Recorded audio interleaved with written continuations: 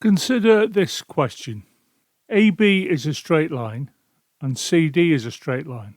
The angle DCB is 3 times the angle ACD.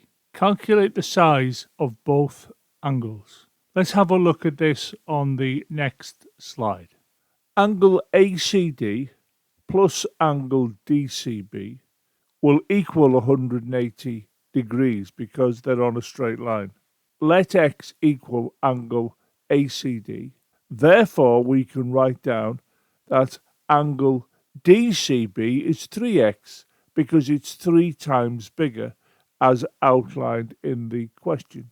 Consequently, we can write out here x plus 3x, where x represents this angle and the 3x represents this angle, and of course we know that this will equal 180 degrees.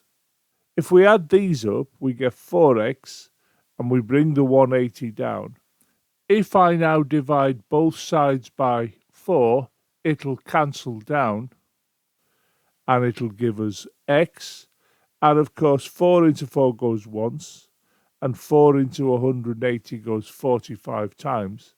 Consequently, x will equal 45. So we can say, therefore, angle ACD, which we know equals x, as we specified here, will equal 45 degrees.